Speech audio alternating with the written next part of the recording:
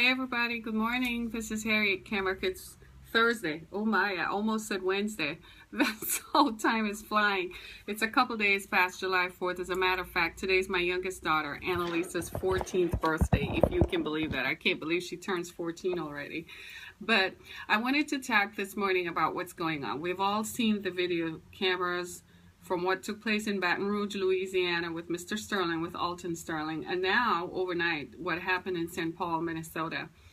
And I know that everyone is angry, frustrated, and concerned, and that those are good things, and we're waiting on law enforcement officials to provide us with assurance that these kinds of events and activities will not take place randomly, that people just won't be pulled over and just be shot at point blank range just for nothing, especially when there are children in the car. So I'm appealing to everybody, calm down. We're going to get this done. We're going to work through this. Calm down. I don't believe that we need to go into large groups and protest, because those can escalate and get out of hand pretty quickly. And it would serve as a, it would serve as a feeding frenzy. I don't believe that that is the answer. I believe that law enforcement officials, police officers, are the ones who now have to come and reassure all of us that whilst we have some officers who lack sensitivity and who need to be retrained, all of us are not like this.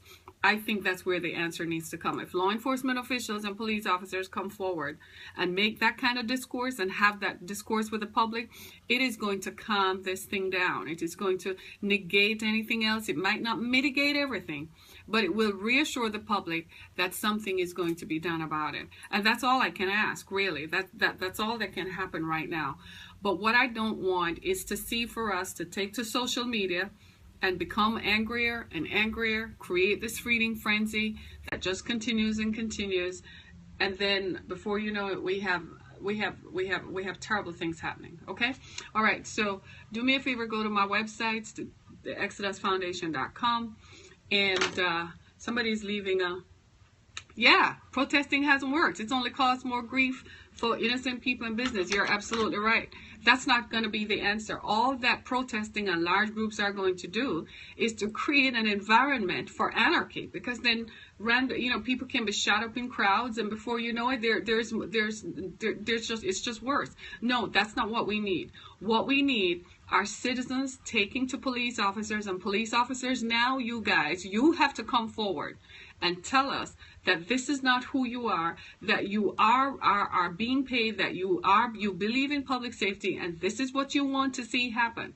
Now the onus is on security officials and law enforcement officials to reassure the public, like no other time, that these things are random and they're not indicative of any bad will between the public and police officers. So that's what we need to see happen. And yes, I see that. My daughter and I were just talking about that, about how it is usually in less affluent neighborhoods. We were just talking about it and how marked it is.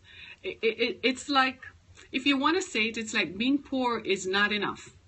Then you have this added burden placed on you.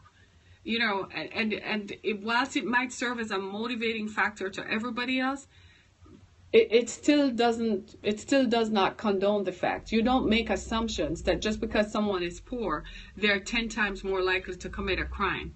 We don't say things like that. We shouldn't. Not in America. That's not what we are about. Those were colonialistic ideas. Those were ideas that took place 100, 200 years ago.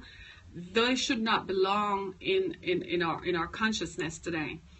So I'm appealing to everybody, calm down, just calm down. No large groups, especially you young people who have to go back to high school and who have a great future in front of you. Some of you are in college and are going to college.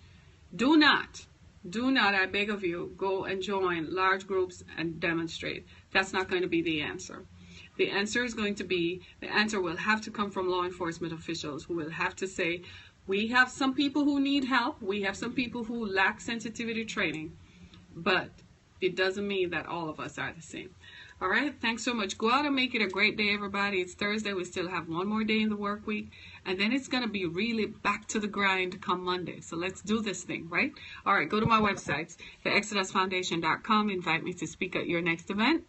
And certainly go get my books on Amazon. They're there. All right. Be blessed, everybody. Have a great day.